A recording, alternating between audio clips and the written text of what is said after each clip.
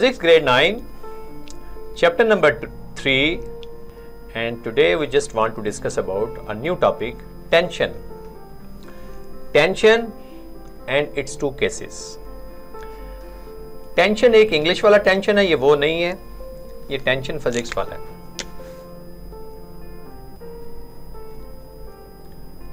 Physics point of view से tension is a force. Dear student, मैं आपको पहले टेंशन बताता हूं, उसके बाद मैं केसेस को डिस्कस करूंगा। Let's suppose a body of mass m whose weight is w attached with the inextensible string, other end of the string attached with the rigid support. A point है, either you can hold a string, either you can attach a string. Force is lying upward, tension is lying downward at point A. At point B, weight of the body lying downward, tension is lying upward. So my dear students, tension in physics point of view, tension is a force which always lies along the string, called tension. तो tension एक force है, SI unit is Newton. जिस तरह force is measured in Newton and tension is also measured in Newton. When a body is at rest or in equilibrium position, so tension and weight are always be equal. जिस तरह हम कहते हैं ना, book is lying on the table, weight of the book lying downward है, tension reaction of the table lying upward है। बिल्कुल ऐसे ही है स्ट्रिंग के साथ भी, अगर एक बॉडी अटैच है, वो इक्विलिब्रियम पोजीशन में है, रेस्ट पोजीशन में है, तो weight is always equal to tension. ये तो था एक short answer. What is tension, describe it. तो इसको अब इस अल्फाज में, तो फिर टेंशन क्या हुई? एक वेक्टर क्वांटिटी हुई। टेंशन भी एक वेक्टर क्वांटिटी है because it need a specific direction. So अभी हम करने जा रहे हैं इसके दोनों केसेस। फर्स्ट केस, ये केस आप आगे पीछे कर सकते हैं, कोई बात नहीं, don't worry about it. When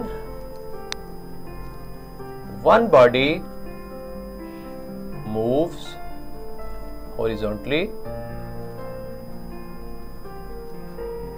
other move vertically. ये मैंने जानबूझ के केस सेकंड वाला पहले लिखा है, कोई हार्ड एंड फास्ट नहीं है case 1 case 2। Mean you should understand कि what is the question.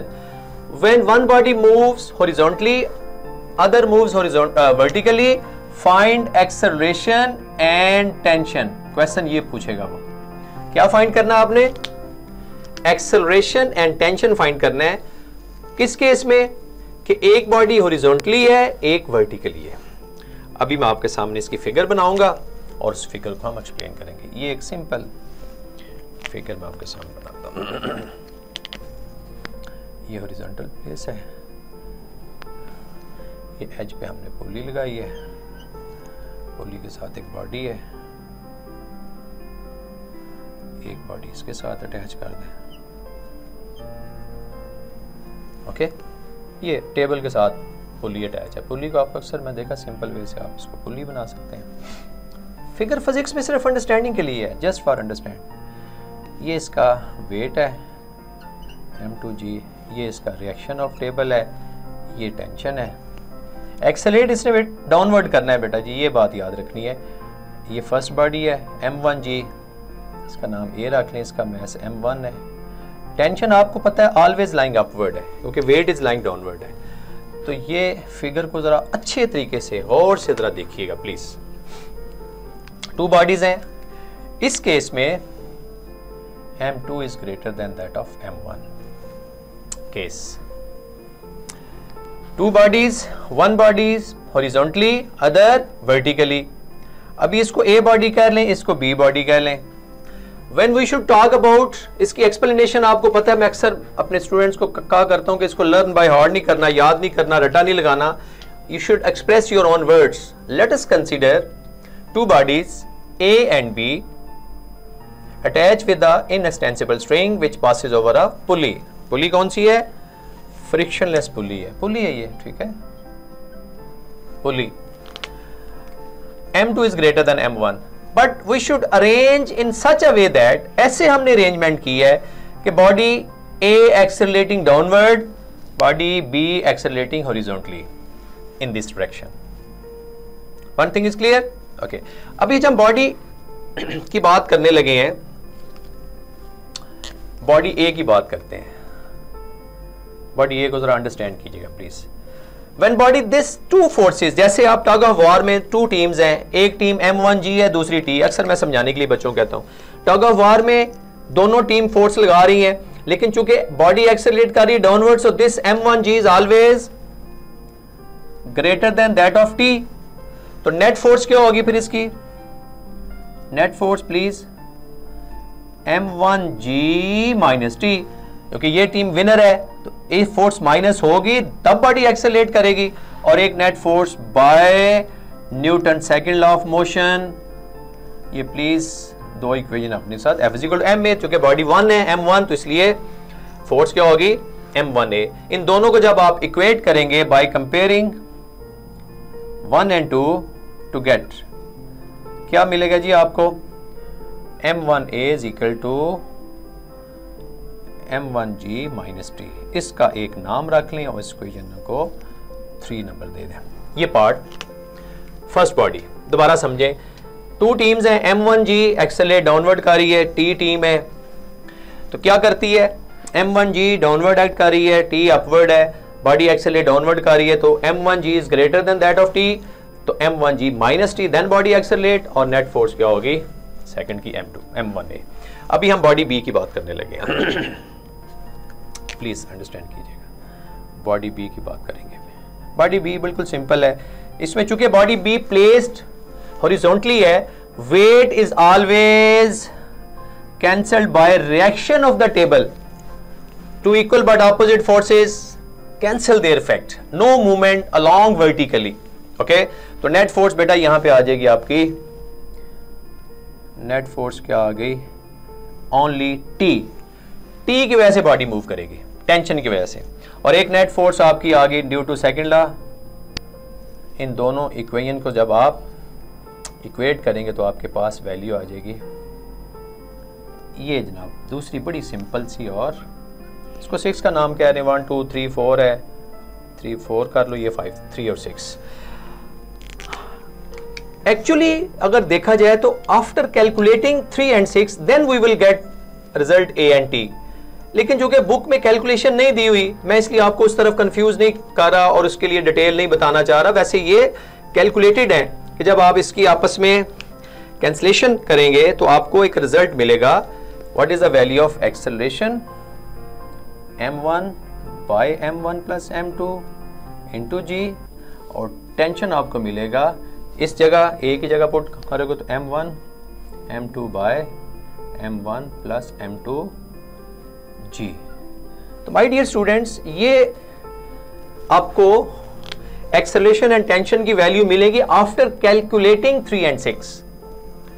इसको आप देख लीजिएगा, अगर आपको डिफिकल्टी होगी तो मुझे इंटीमेट कीजिएगा, देन आई एक्सप्लेन इट.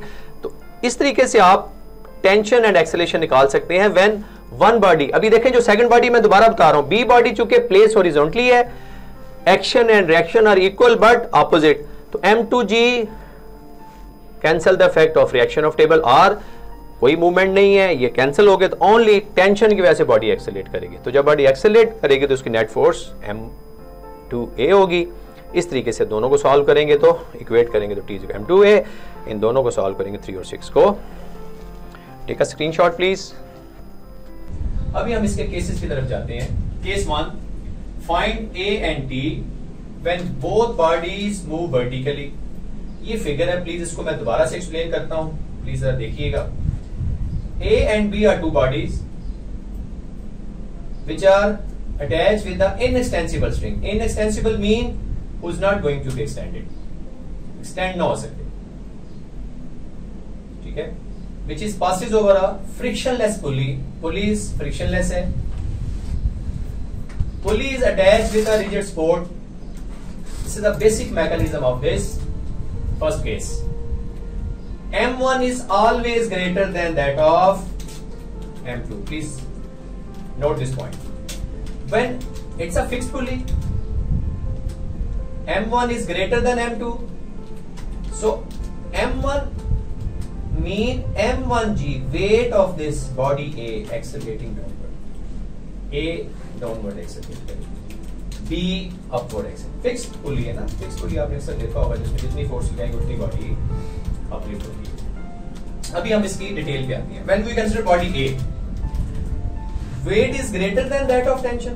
चूंकि दो टीम्स हैं, टग ऑफ वॉर में आपने देखा है M1G एक टीम है, T टेंशन दूसरी टीम है। अभी चूंकि बॉडी एक्सेलरेट कर रही डाउनवर्ड, तो M1G is greater than that of tension.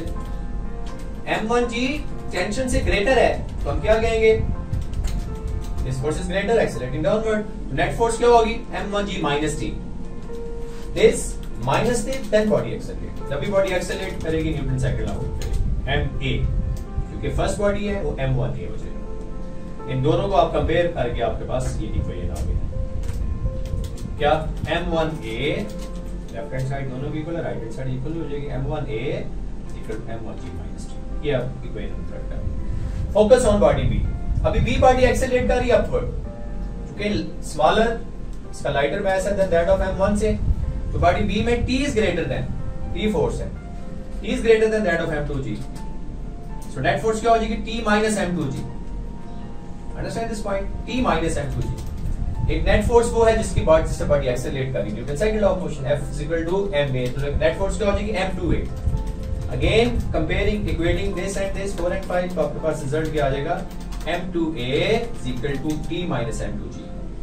My dear students, ये 3 और 6 दो आपके पास इक्वेशंस मैथमेटिकली आपने ड्राइव करनी है। वन वे इज दिस कि आप दोनों को कैलकुलेट करें और यहां से एक्सेलरेशन एंड टेंशन की वैल्यू निकालें।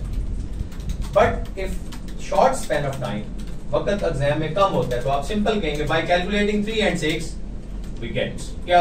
Acceleration becomes to be M1 minus M2 by M1 plus M2 into G, and tension can be calculated by एक एक्सेलरेशन की वैल्यू किसी एक इक्वेशन में लगा के आप यहां से टेंशन निकाल सकते हैं। ये आप किसी वक्त आप मुझे, अगर आपको डिफिकल्टी होगी तो देन आई एक्सप्लेन सेपरेटली के ए और टी कैसे ड्राइव किया जाता है, मैं इंशाल्लाह ये बता दूंगा बाद में। तो टेंशन की वैल्यू यहां से क्या निकलेगी? 2M1 M2G by M1 plus M2। My dear student, इस तरीके से आपने फाइंड ए और टी फाइंड किया when both bodies move vertically. तो ये एक फर्स्ट केस मैंने डिटेल से आपको बताया है, इसका स्क्रीनशॉट ले ले प्लीज।